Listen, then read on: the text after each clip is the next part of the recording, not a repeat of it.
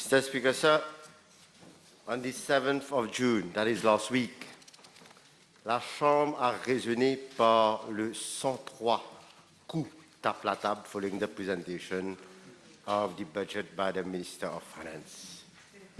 Au fait, Monsieur le Président, c'est 103 claques magistrales qui furent infligées aux membres de l'opposition ce jour-là.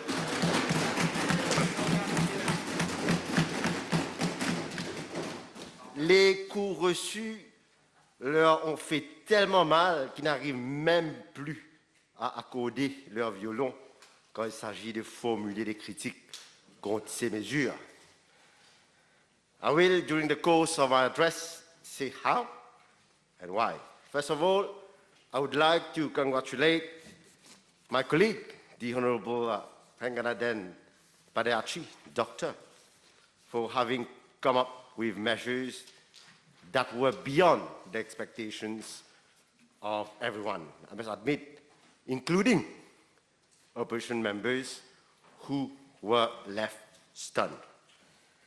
To a point that they are finding it difficult to formulate criticism like they always do after each budget presented by this government since 2019. Actually, to my opinion, the Minister of Finance, who is recently elected as the African Minister, Finance Minister of the Year, deserves a standing ovation as he did much better than expected.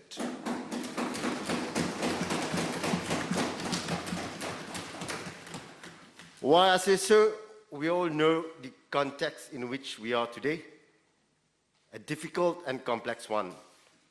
After the impact of COVID-19 pandemic on our economy, we are now facing constant waves of rising prices on food and other commodities following the ongoing conflict between Russia and Ukraine.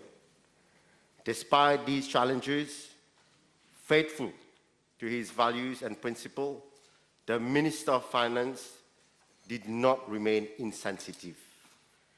Mr. Speaker, sir, some members on the other side of the House have said that this budget is similar to the two previous ones under this government.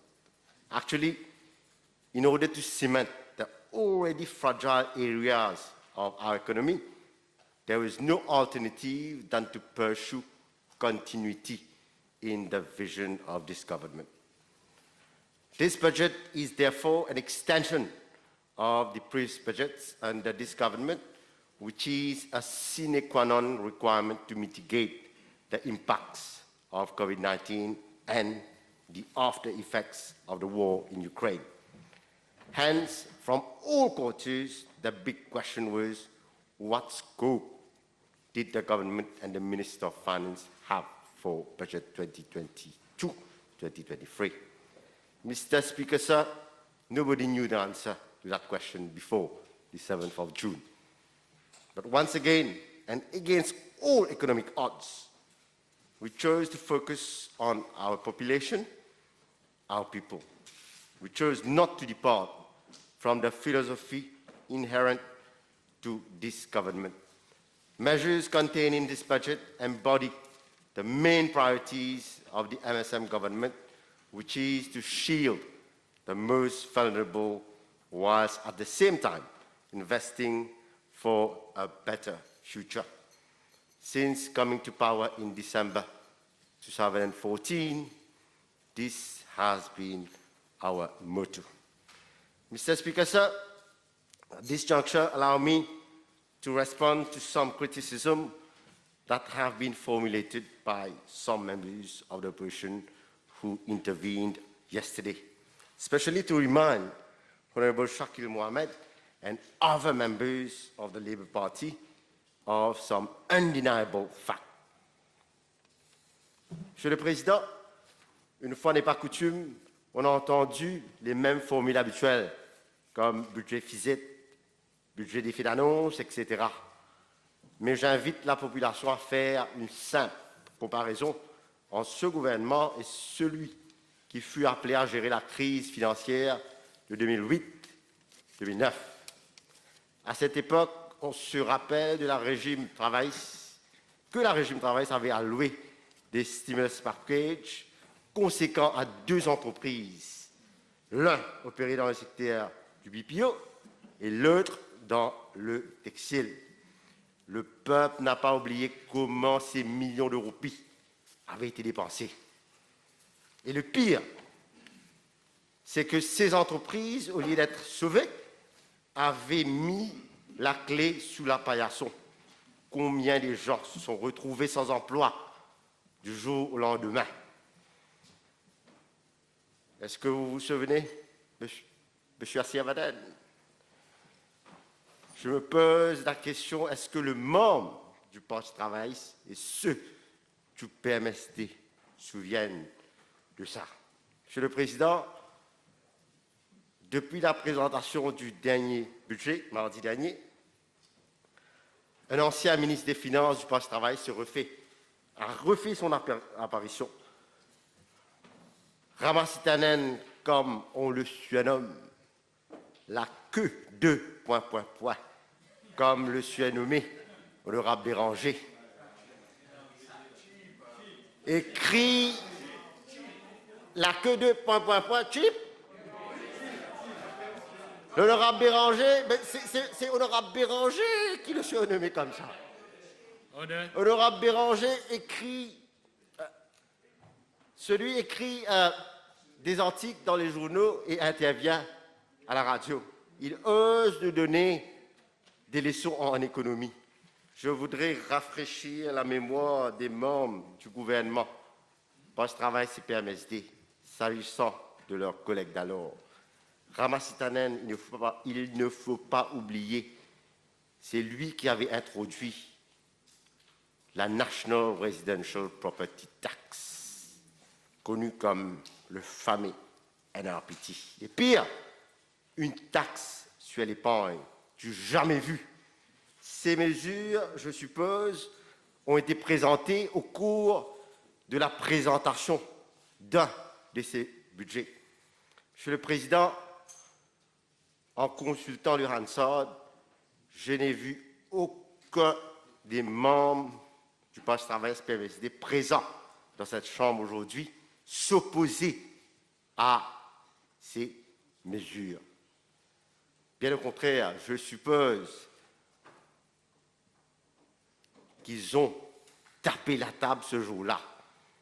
Je vois Patrick Assiavaden sourire en cachette.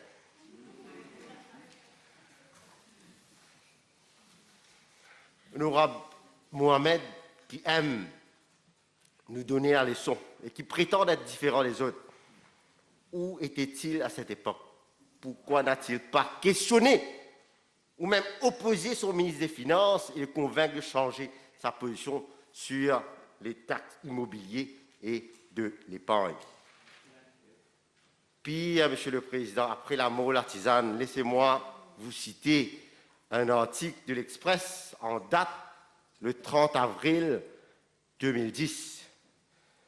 Intervenant au Info Hall pour lui, le docteur Navin Ramgoolam a précisé que l'introduction de la taxe sur l'épargne est une œuvre de son ministre des Finances, Ramassitanen, et non de lui. Navin Ramgoolam essaie de se dissocier au maximum de Ramassitanen. Il a dit l'introduction de la taxe sur l'épargne, ce n'est pas moi, mais Ramassitanen devant une foule de partisans. Il a aussi dit j'avais une mauvaise intuition et je lui ai dit que cette mesure n'était pas bonne, mais il m'a expliqué que cette mesure existait en France et en Inde. Je lui ai alors dit de l'introduire et qu'on verra par la suite. That is what we call being wise after the event. Pas moi ça, lis ça. Mais je tape la table ensemble. Monsieur le Président, Ramassitanen, qui avait la confiance du gouvernement par travail PMSD, donc l'actuel leader de l'opposition était membre, ainsi que l'honorable Shakil Mohamed, l'honorable Poulel, l'honorable Assiavaden, n'a pas fait que ça. Et aussi celui qui avait aboli la gratuité des frais d'examen pour la SI et HSI. Autre frais d'armes de cet expert en économie, l'élimination de la distribution de pain à nos écoliers. Mr. Speaker, sir, Dr. Arvind Boulel, the main spokesman of the same Labour Party in this House, in a press conference said that there are not enough social measures in this budget and that this government, that is we, should have done more. Whereas his leader, Dr. Arvind Boulel, in his post-budget press conference, referred to some of our measures and said that these were in the electoral manifesto of l'Alliance Nationale in October 2019. If one has to infer from the reaction of Dr. Angulam, then it is an aveu de taille that some measures contained in this budget are good measures, although he tried to declare petit qui papuli. I therefore fail to understand the position of Dr. Boulel, who is a seasoned and respected politician, who always says that the government should speak the truth to the population. Does he not have a duty to speak the truth as well? I was expecting him to tell the population the truth about some good measures contained in this budget, but hélas. Mr. Speaker, sir, I mentioned earlier members of the opposition have run out of arguments and no longer knew how and what to criticize. They formulate criticism just for the sake of gaining political mileage. Let me tell them they have run out of fuel in trying to get political mileage and have been caught up in their own games. Monsieur le Président, voilà la différence entre eux et nous. Notre gouvernement est sincère dans son action. Nous soutenons directement ceux et celles qui ont le plus besoin, la classe moyenne, les plus vulnérables, et non pas les petits copains. We are the ones who really put people first. Honorable Mohammed, unfortunately, is not here. Yes, with the people, for the people. This summarizes the philosophy of this government. We are committed to give our unflinching support to our citizens, unlike the Labour Party, who does not walk the talk when in government. Mr. Speaker, sir, one member of the Labour Party mentioned that this government should have amended the Muslim Family Council Act well before to recognize the right to pension of Muslim widows whose marriages were not registered with the Muslim Family Council. Well, I am shocked to hear that coming from a member whose party was in power 3 mandates since 1995. Why didn't they correct this mistake so that all Muslim widows benefit from the widow's pension? Why? Please tell us why. Explain to these widows why the Labour Party or the PMST did not, or the MM, did not correct this injustice when they were in power. Forget about the MM, they are already in the opposition. This shows that they did not have the political will to do so. Now that we are correcting this injustice, they still are not satisfied. History will remember that this government, under the able leadership of our Prime Minister, has had the bold political will to come up with amendment to the law to give the forgotten Muslim widows their due, which they have been waiting since several decades.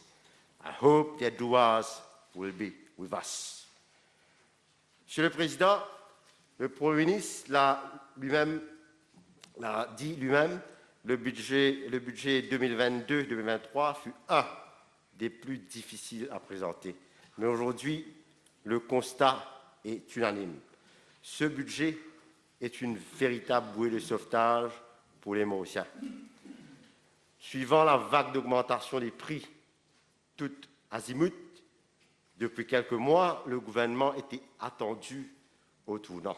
Les oiseaux de mauvais augure veillaient au grain, s'attendant sans doute à ce que nous augmentions la TVA, par exemple. Hélas pour eux, le gouvernement dirigé par Pravin Kumar Jagnat a choisi de soulager le peuple en maintenant les subsides sur les produits de base et en mettant de l'argent directement dans la poche des Mauriciens afin qu'ils puissent maintenir leur pouvoir d'achat. Et maintenant, l'opposition fait volte-face et affirme qu'il ne fallait pas financer de cette manière. Ils disent que nous aurions dû augmenter le salaire minimum. And they are trying to say that we should have only support, they are trying to, actually they are trying to say that we should have only provided support to those earning a minimum salary. What about those who are earning above minimum wage? So if I understand their argument correctly, we should not have compensated those above, those people who are getting salary above the minimum salary bracket for the loss in purchasing power. Mr. Speaker, sir, the House will recall that we introduced the national minimum wage in the previous mandate. When we introduced that measure, national minimum wage, the opposition were pleading the government to treat with care on the issue. They were saying that such a measure would put in peril the economy, jobs, and SMEs in particular. That is why we set up the National Wage Consultative Council, which had as task to hold consultations, consider imperative of the economy, assess the impact of such a measure, and come up with the recommendations to the government. Now, the same opposition, and in particular some members who are against the national minimum wage, are coming forward to request the government to set the minimum wage at 13,500 rupees without a proper assessment of the economic situation and its bearing on the labor market. Mr. Speaker, sir, implementation of such a proposal now in the present context, especially bearing in mind that government is already supporting SMEs by paying the lost salary compensation, would have been detrimental to the economy and would surely have resulted in enterprises closing down and massive job losses. So, such a call from the opposition can only be tagged as irresponsible. In fact, measures proposed by this government aims at social inclusiveness, whereby no one is left by the side of the road. Mr. Speaker, sir, with the same philosophy, it is with the same philosophy that we are abolishing municipal tax. Hence, there will be no more disparity between town and villages. Mr. Speaker, sir, once again, this government has shown by its action that the population can count on it. We have a long-term vision and we do not back down when it comes to making reform that will benefit each and everyone. The increase in pension today has been possible thanks to CSG introduced last year. What have we not heard as criticism from members of the opposition on CSG? The elderly, the widows, the invalids who will now be receiving 10,000 rupees will not tell you otherwise. Monsieur le Président, en parcourant les différentes mesures de ce budget, il est clair que ce gouvernement jette tout son poids dans la bataille contre la perte du pouvoir d'achat des Mauriciens. C'est sans aucun doute le nerf de la guerre.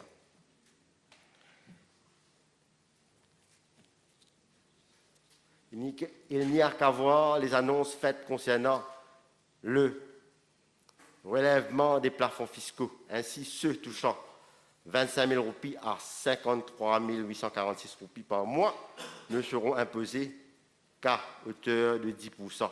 Et ce barème d'imposition sera que de 12,5% pour ceux touchant jusqu'à 75 000 roupies, alors qu'avant, le taux était de 15%. Autre effort majeur, l'exonération fiscale pour un enfant poursuivant des études supérieures passe de 225 000 roupies à 500 000 roupies. Ce sont d'autant d'argent qui resteront dans les poches des contribuables et qui serviront à d'autres dépenses. Mr. Speaker, sir, other than income allowance of 1,000 rupees, the increased amount of basic pension, we are taking another measure that would improve the purchasing power of the workers. I am glad to announce that Cabinet has approved the recommendation to proceed with wage relativity adjustment in 17 sectors in the private sector to address the problem of wage distortion in the wage distribution caused by the introduction of the national minimum wage in 2018. Mr. Speaker, sir, regulations are being made to provide for wage relativity adjustment to some 70,000 workers of the private sector. The increase ranges up to a maximum of 1,000 rupees a month. The wage relativity adjustment would be implemented in a phased manner over a period of 3 years, as from 1st of July 2022. However, in view of the specificity of the catering and hospitality sector and SMEs in the prevailing economic situation, the wage adjustment in these sectors would take effect as from 1st of July 2023. Mr. Speaker, sir, on the question of subsidy, government traditionally subsidizes LPG, flour, long grain white rice, scheduled bread, which can be considered more or less a sort of permanent subsidy.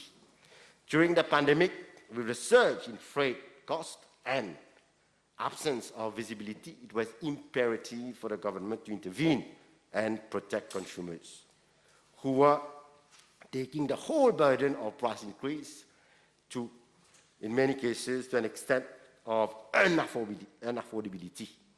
This is why in July 2021, government had to intervene to introduce a subsidy mechanism on 7 essential product categories, namely canned fish, canned tomato, cheese, edible oil, margarine, milk powder, and pulses. This measure took effect from 12th of July 2021, and the retail prices of these commodities were locked for an initial period of 6 months. At that time, it was thought that the international situation would stabilize. Unfortunately, such was not the case, and the purchasing power of consumers was continuously threatened by substantial increase in prices. In the context of the tripartite meeting December 2021, to determine salary compensations, government further decided that in order to prevent further erosion of the purchasing power of consumers, the subsidy be extended to another 6 months in addition to the grant of salary compensation. The whole subsidy scheme would cost the government a colossal sum of 1.35 billion rupees up to June 2022. If such subsidies were not provided, the retail prices of these essential commodities would have witnessed an average increase of at least 30%. If the subsidy mechanism had been maintained for the next financial year, it would have been unsustainable, Mr. Speaker, sir. The subsidy mechanism would have cost the government around 4.8 billion rupees on the assumption that the prices would have remained the same for the forthcoming 12 months. In reality, the sum would work out to be higher than 4.8 billion due to constant hikes in importation costs. However, it should be pointed out that all these 7 product categories would still be controlled by way of markup with a reduced margin so as to ensure that importers do not practice undue profiteering to the detriment of consumers. The government is also introducing a control mechanism for other essential products such as pasta, wheat cereal, infant milk, infant food, as well as baby and adult diapers. The main aim of such price control is to enable those basic products to remain accessible to consumers. Mr. Speaker, sir, this government is not insensitive to the erosion of purchasing power of vulnerable consumers. In order to restore and maintain the purchasing power of consumers, the government is directing its resources and effort in alleviating the pressure of rising prices on consumers. To this effect, the budget set forward with the provision of an income of allowance of 1,000 rupees to those earning a gross salary up to 50,000 rupees. Besides, to protect the sensitive people, such as pensioners, an additional 1,000 rupees is being provided to their monthly pension for those who are below the age of 65. In fact, Mr. Speaker, sir, cerise sur le gâteau, a pensioner who is below 65, who is still working and drawing a salary less than 50,000 rupees will also benefit from an additional 1,000 rupees as income support, thus earning 2,000 rupees. This will concern some 81,000 plus pensioners below the age of 65 who are still in employment. Moreover, Mr. Speaker, sir, essential pharmaceutical products have been impacted by the rising import prices with an average percentage increase in the retail prices of the most consumed pharmaceutical product of about 7.39% on a quarterly basis since July 2017.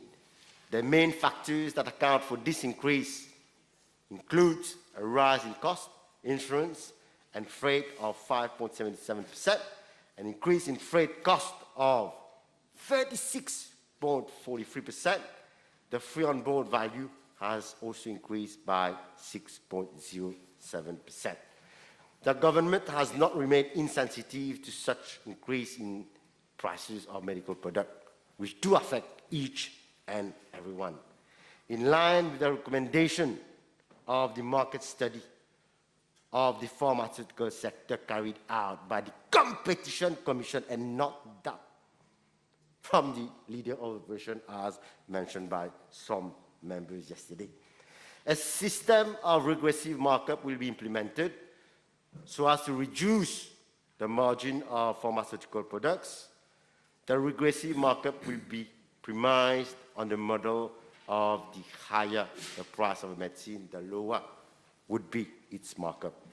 It should be highlighted that non-communicable disease has taken a toll in recent years amongst the population. In this context, the regressive markup mechanism will help bring down some relief to all those patients suffering from such illnesses, especially the old age people and the vulnerable classes of the society.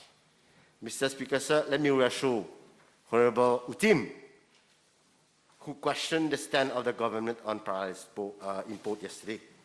I wish to inform the House that an interministerial committee has been set up with the objective of looking into the possibility of amending the Industrial Property Act 2019 in order to allow parallel import, focusing primarily on pharmaceutical products and selected food commodities to ensure great affordability and reduce cost of import.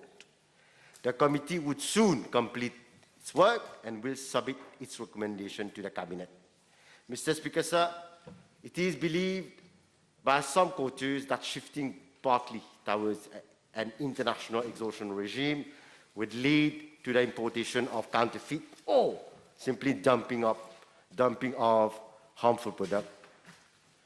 I wish to reassure the population that should this measure, that is, allowing international exhaustion regime be adopted, several conditions would be put in place to enhance regulatory and supervisory aspects so as to ensure the norm, standard, and quality of products imported. Parallel import would allow greater access to pharmaceutical and other products with an important decrease in prices.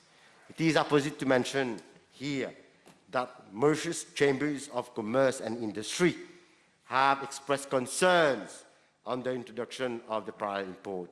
Though in instance same, it would seem that most of the issues have been sufficiently addressed in the report conducted by Dr. Anna Maria Payson on the socio-economic impact of the international exhaustion of trademark rights in Mauritius. The latter has inter alia recommended to begin the process of adopting the regime of international exhaustion of trade rights while monitoring each of the productive sectors to determine how the process develops and to implement corrective measures if necessary. Mr. Speaker, sir, my ministry is conscious of the increasing cost of living, which is a direct result of rising international prices, and thus will ensure that essential products remain accessible to the population. Nevertheless, the government has tried to ensure that basic necessities are offered at an affordable price. Bread is a staple good consumed by all consumers for breakfast, lunch, and dinner. In this respect, government has maintained the price of scheduled bread.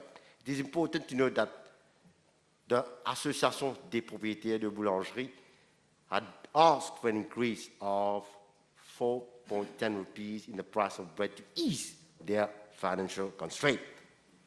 If government would have increased the price of bread to 4.10 rupees, inflation would have increased exponentially, given that it is an important element in the consumer price index basket.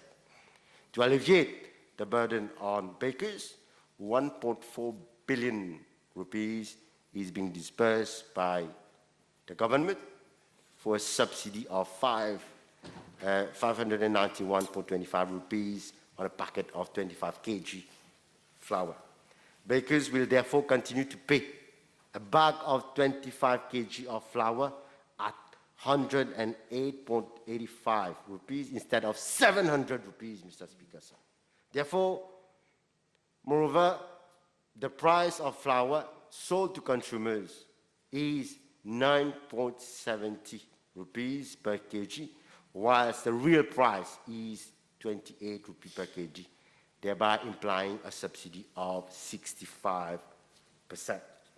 The price of long-grain rice, white rice, to consumers is 8.80 rupees per kg, while the real price is 26.20 rupees per kg, implying a subsidy of 59%.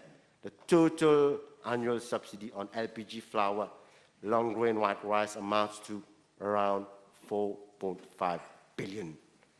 Mr. Speaker, sir, the STC also imports basmati rice to allow Mauritians of different income groups to discover the taste of authentic basmati rice, and STC basmati is recognized as a household brand. In May 2022, STC launched a new label under the name of Smash. This would also concern all products directly commercialized by STC, which would be sold at the most competitive prices to consumers. Mr. Speaker, sir, I wish to draw the attention of the Honourable Leader of the Opposition that the brand of basmati rice STC is commercializing is of better standard. It is actually pure basmati 1121. It has a percentage of broken less than 3% and has been qualified as premium grade, whereas it appears that the other brand that is being commercialized by other distributors are blended. We shall make a thorough inquiry into that. So this is to say to the Honourable Leader of the Opposition, like should be compared with like before coming to any conclusion. Don't jump to conclusion. SCC, being the trading arm of the government, will play a vital role and extend its palettes of products it usually imports. 500 million has been earmarked in this budget to the STC for it to supply essential products such as milk and all parcels at a subsidized rate. As part of an initiative personally spearheaded by the Honourable Prime Minister during his official state visit to India in April 2022, STC is currently signing an MOU with the National Agricultural Cooperative Marketing Federation of India Limited, NAFED, where procurement of rice, wheat, edible oil, and other agricultural commodities will be made available at a competitive price due to lower CIF prices, owing to the good relationship between Mauritius and India. Similarly, SCC is in negotiation with the Malagasy authorities for the procurement of pulses. Once it materializes, pulses will be made available at reasonable prices. Mr. Speaker, sir, during the past month, the import of many basic commodities have witnessed continuous escalating costs, mainly due to exponential increase in freight. But unfortunately, we could not do otherwise, as we're dancing to the tune of two main shipping lines serving the Mauritian route.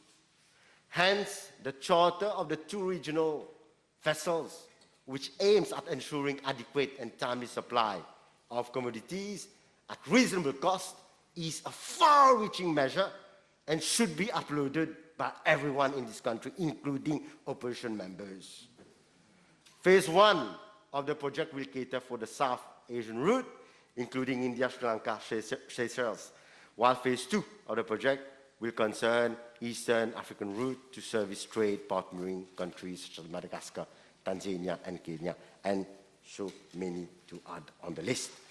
It is apposite to point out, this is very true, right? It is apposite to point out here that our import from Asian trading partners is significant to around $802 million from India, $6.2 million from Sri Lanka, $90.12 million from Malaysia, and $31.32 million from Singapore. Whereas the import from African trading partners is significant also, with around $401.9 million from Africa, $27.80 million from Madagascar, and $44 million from Kenya. The chartering of the vessel will no doubt reduce the country's reliance on the variation in the business model of the international shipping line. This project shall enable port-to-port transaction at a lower freight cost, leading to lower import costs for essential goods and other commodities. Mr. Speaker, sir, my ministry shall be at the forefront to ensure that the benefit derived from this project are being directed to the consumers and not to importers or distributors. Monsieur le Président, on l'a souvent répété, il est urgent que les Mauriciens fassent un retour vers la terre. Notre dépendance sur les importations pour nos fruits et légumes ont assez duré. C'est pourquoi ce budget fait l'apport belle aux mesures devant inciter les Mauriciens à cultiver ces produits. Il est urgent d'atteindre l'autosuffisance alimentaire, surtout quand les organisations internationales tirent la sonnette d'alarme sur les potentiels risques de manque de nourriture découlant du conflit russo-ukrainien. Monsieur le Président, un des indicateurs économiques qui n'est pas passé inaperçu est la baisse du taux de chômage de 9,1% à 7,8%. Contrairement à ce qu'a dit l'opposition, ceci est une indication claire que la reprise est bel et bien là. C'est le résultat de diverses initiatives prises par ce gouvernement en matière de formation, d'incitation au recrutement. Il faut reconnaître toutefois que le taux de chômage chez les jeunes et l'intégration des femmes sur le marché du travail est un problème récurrent. Ce qui m'amène à aborder les contours de la mesure concernant la prime de l'emploi. Cette prime mensuelle de 15 000 roupies sera accordée à 10 000 jeunes ainsi qu'aux femmes n'ayant pas plus de 50 ans. Ce coup de pouce à l'emploi vise à donner aux jeunes une première expérience professionnelle. Il a aussi comme objectif d'encourager les femmes qui ont dû abandonner leur emploi pour des raisons familiales à retrouver le chemin du travail. Nous allons aussi doper l'emploi grâce au recrutement de 8 353 fonctionnaires. Il faut aussi ajouter les 2 000 postes à pourvoir au sein de Mori Facilities. Faites le compte, ce ne sont pas moins de 20 000 emplois qui sont créés. De plus, le gouvernement continue à éliminer tous les obstacles qui empêcheraient les jeunes à se former. C'est dans cet esprit que nous abolissons les frais d'examen pour les étudiants des instituts de la MITD. Mr. Speaker, sir, the MITD is working in close collaboration with the business sector to ensure training is aligned with industry needs.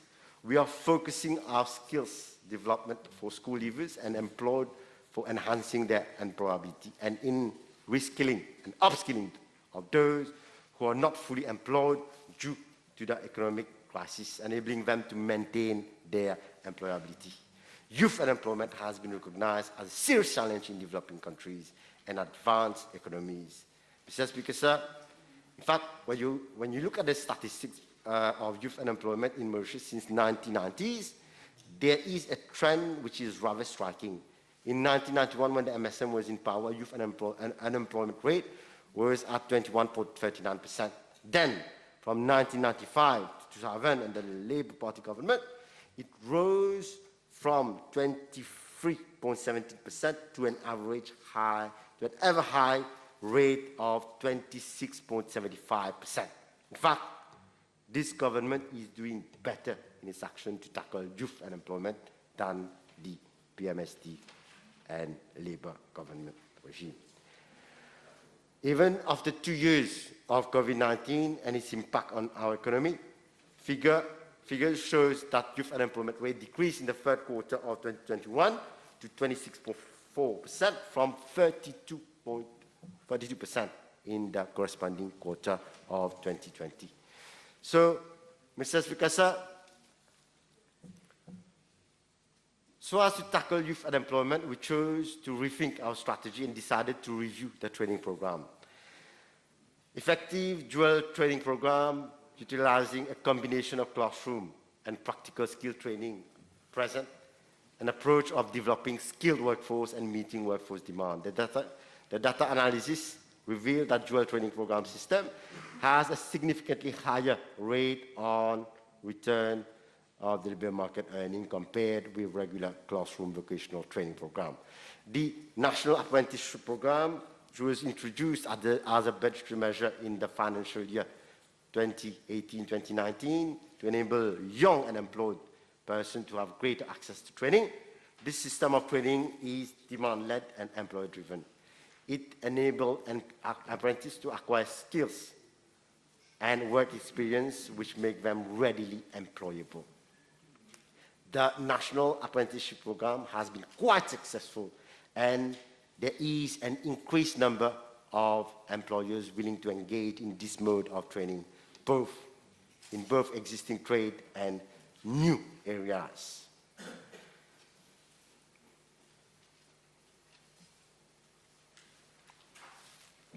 Mr. Speaker, sir, the international organization ILO projection suggests that there will be a working hour deficit equivalent to 52 million full-time jobs owing to crisis-induced labor market disruption. In order to mitigate such disruption in Mauritius, a series of measures have been provided in the in the 2022-2023 budget to support our people to facilitate access to the world of work. Accordingly, in this budget, we have come up with new policies and ideas to meet the expectation of the population. Last year, over the country was severely hit by COVID-19 pandemic. We managed to contain unemployment through unprecedented and bold measures. Autant de mesures concrètes et réalisables, Monsieur le Président. Une fois de plus, le gouvernement MSM démontre sa capacité à réaliser des projets, à innover, même durant des périodes difficiles, à relancer une économie qui sort de 2 années de contraction. Avec nous, point d'effet d'annonce. We always mean business. Monsieur le Président, il suffit de parcourir les journaux pour constater que les stakeholders du monde économique sont unanimes à plébisciter ce budget. Et oui, c'est ce qu'on appelle un walk-over sur l'indice de la satisfaction. Il ne fait aucun doute que toutes ces réactions positives ont laissé l'opposition anéantie. Monsieur le Président, pour conclure, nous avions été élus en 2014 pour changer ce pays, pour le rendre plus juste, plus équitable. En 2019, le peuple nous a réélus sur la base d'un bilan accompli, sur ces mêmes principes d'équité. Quand, en 2020, la pandémie du Covid-19 s'est abattue sur nous, le gouvernement ne s'est pas défilé. Nous avions pris nos responsabilités en protégeant la population et en sauvant des centaines de milliers d'emplois à travers le Wage Assistance Scheme au coût de 27 milliards de roupies. Cette année, l'augmentation en cascade de prix découlant de la guerre en Ukraine a mis à mal les portefeuilles de nos citoyens. Et ce gouvernement, fidèle à ses valeurs et principes, n'est pas resté insensible. Le budget prévoit pas moins de 12 milliards de roupies comme social benefits, dont 4,3 milliards de roupies en vue de maintenir les prix d'engrais alimentaires de base. Monsieur le Président, c'est la preuve que ce gouvernement agit comme un bouclier à chaque fois que les Mauriciens font face à une crise.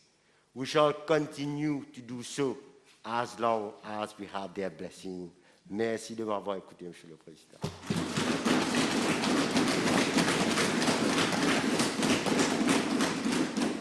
Members are suspend the sitting for 1 hour.